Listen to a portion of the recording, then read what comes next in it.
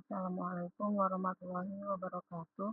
Perkenalkan, saya Syifa Duratimahisa. Pada video ini saya akan mempraktikkan tugas basis data, mulai dari pembuatan database, manipulasi tabel, dan query analis data menggunakan MariaDB, dan langsung saja ke tahap selanjutnya.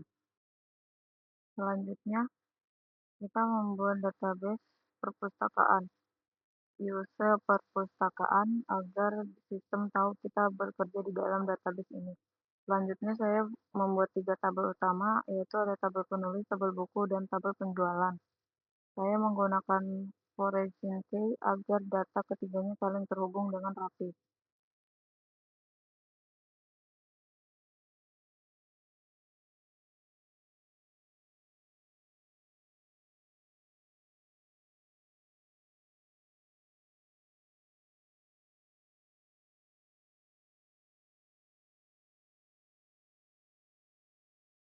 Saya akan menjelaskan kode insert into digunakan untuk menggunakan baris data baru ke kolom yang ditentukan.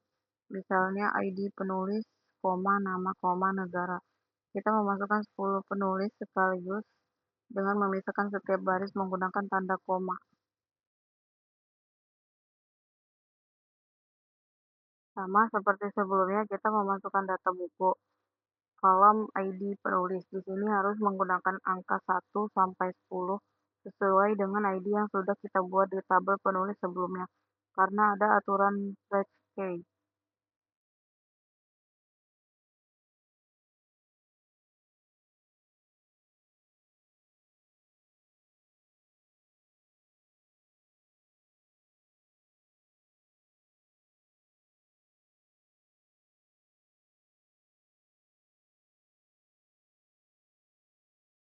Dan di sana ada data penulis terkenal, judul buku mereka, sama harganya, dan banyak data transaksi penjualan buku tersebut.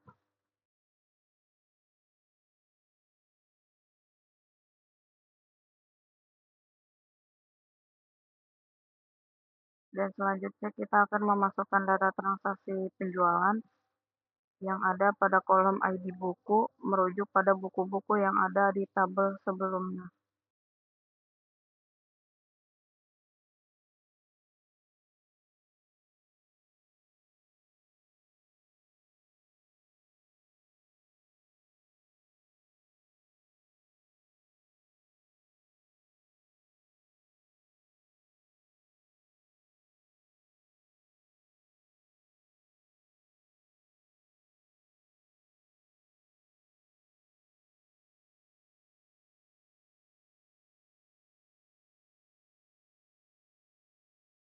Perintah update digunakan untuk mengubah data yang sudah ada. Di sini kita menggunakan set harga menjadi 95.000 khusus untuk buku yang memiliki ID buku Laskar Pelangi.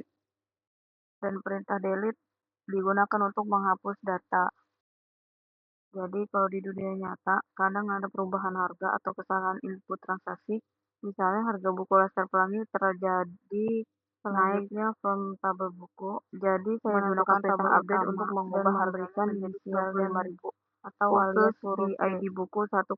Lalu untuk pesanan yang batal, misalnya transaksi ID 1004, saya gunakan perintah delete untuk menghapusnya dari sistem. Ingat selalu gunakan WIR agar data lain tetap aman.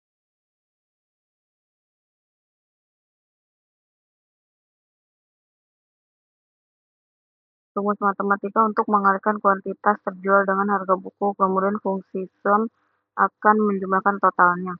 Group by penama berfungsi mengumpulkan hasil penjumlahan pendapatan tersebut berdasarkan masing-masing nama penulis.